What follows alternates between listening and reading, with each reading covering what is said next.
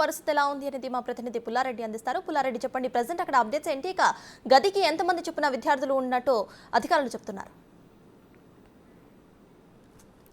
పుల్లారావు, ఈ రోజు నుంచి ప్రారంభించే ఇంటర్మీడియట్ సంబంధించేసి అధికారులు కూడా అన్ని రకాలైనటువంటి ఏర్పాట్లు పూర్తి చేయడంతో విద్యార్థులు అనేవారు ప్రజెంట్గా ఎగ్జామ్ సెంటర్స్ చేరుకొని వాళ్ళు పరీక్ష రాసిన సందర్భం నెలకొంది. కొద్దిసేపటి క్రితం అంటే 9 గంటల వరకే ఖచ్చితంగా ఒక నిమిషం కూడా వెనకొచ్చినా కూడా మేము లోపలికి ఎలా చేయమని చెప్పేసి అధికారులు ముందస్తు హెచ్చరికలు జారీ చేయడంతో విద్యార్థులు దాదాపు 1 గంట ముందుగానే పరీక్షా కేంద్రాల వరకు చేరుకోవడం జరిగింది. అన్ని పరీక్షా కేంద్రాల వద్ద కూడా 144 సెక్షన్ అమలు చేశామని చెప్పేసి కూడా అధికారులు చెప్పిన సందర్భం అయితే ఉంది. ఉమ్మడి నల్గొండ జిల్లా వ్యాప్తంగా అంటే నల్గొండ, సూర్యాపేట, యాదాద్రి, భువనగిరి జిల్లాకు సంబంధించి మొత్తం కూడా 112 పరీక్షా కేంద్రాలను ఏర్పాటు చేయడం జరిగింది. దాదాపు 62,816 మంది విద్యార్థులు ఈ యొక్క ఇంటర్ పరీక్షలు రాయిస్తున్న సందర్భం అయితే నెలకొందని చెప్పవచ్చు. మొత్తంగా చూసినట్లయితే అన్ని పరీక్షా కేంద్రాల వద్ద కూడా అన్ని రకాలైనటువంటి ఏర్పాట్లు చేశాము. వేసవి కాలం కాబట్టి వచ్చినటువంటి విద్యార్థులకు సంబంధించి దప్పిక కోసం అని చెప్పేసి కూడా మంచినీటి సౌకర్యం ఏర్పాటు చేశాము. అదేవిధంగా ఏదైనా వైద్య ఆరోగ్య సమస్యలు తలెత్తితే దానికి సంబంధించి వైద్య సిబ్బందిని కూడా అందుబాటులో ఉంచామని చెప్పేసి కూడా అధికారులు చెప్తూ ఉండడం జరిగింది.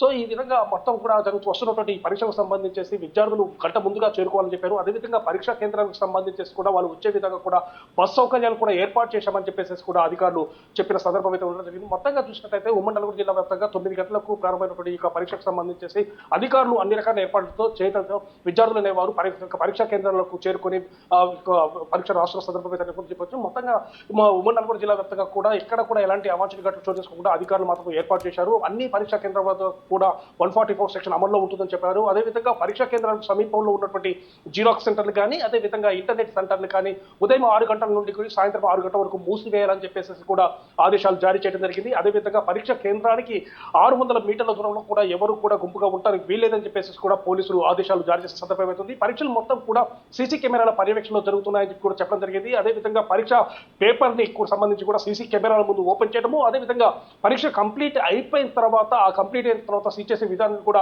సీసీ కెమెరాల పర్యవేక్షణలోనే కంప్లీట్ చేస్తామని చెప్పడం జరిగింది. అదేవిధంగా విద్యార్థులు పరీక్ష కేంద్రానికి వచ్చేటప్పుడు మాత్రం ఎవరు కూడా ఎలక్ట్రానిక్ గూడ్స్ తీసుకొని రావడానికి వీల్లేదు. అంటే ముఖ్యంగా వాచెస్ కానీ అదేవిధంగా క్యాలిక్యులేటర్స్ కానీ తీసుకొని రావద్దని చెప్పేసి అధికారులు కూడా చెప్పడం జరిగింది. మొత్తంగా కూడా ఈ యొక్క పరీక్షా కేంద్రాలకు సంబంధించి ఫ్లయింగ్ స్క్వాడ్స్ ను అదేవిధంగా సిట్టింగ్ స్క్వాడ్స్ కూడా ఏర్పాటు చేశారు. ఈ యొక్క ఫ్లయింగ్ స్క్వాడ్స్ సంబంధించి కూడా 3 బృందంగా సభ్యులతో ఏర్పాటు చేశారు. దీనికి సంబంధించి పోలీస్, రెవెన్యూ అండ్ ఎడ్యుకేషన్ ఈ 3 విభాగాలతో కలిపి అంటే 3 సభ్యులుగా కూడా ఫ్లయింగ్ స్క్వాడ్స్ ను ఏర్పాటు చేయడం. ప్రతి సెంటర్ వద్ద కూడా ఒక సూపరింటెండెంట్ ఉంటాడు. ఆ యొక్క సూపరింటెండెంట్ అబ్జర్వేషన్ లో ఈ యొక్క పరీక్ష నిర్వహించబడుతుందని చెప్పేసి కూడా అధికారులు చెప్పారు. ముఖ్యంగా 3 జిల్లాలకు సంబంధించినటువంటి కలెక్టర్లు అదేవిధంగా ఎస్పీలు, డిఈఓలు వీళ్ళందరూ కూడా పరీక్షలు సజావుగా సాగే విధంగా అన్ని రకాలైనటువంటి ఏర్పాట్లు చేసుకున్నాము. ఎక్కడైనా ఏ విద్యార్థికైనా ఏమైనా ఇబ్బంది ఉందంటే మాత్రం టోల్ ఫ్రీ కూడా నెంబర్ ఏర్పాటు చేయడం జరిగింది. ఆ యొక్క టోల్ ఫ్రీ నెంబర్ కు కాల్ చేసినట్లయితే వారి యొక్క సమస్య పరిష్కరిస్తామని చెప్పేసి కూడా అధికారులు తెలియజేయకపోతే మాత్రం విద్యార్థులు పరీక్షా కేంద్రాలకు చేరుకొని ప్రజెంట్ గా మాత్రం పరీక్షలు రాస్తున్న సందర్భం నెలకొందని చెప్పవచ్చు. Sathyaraj. Right, thank you Pullarao.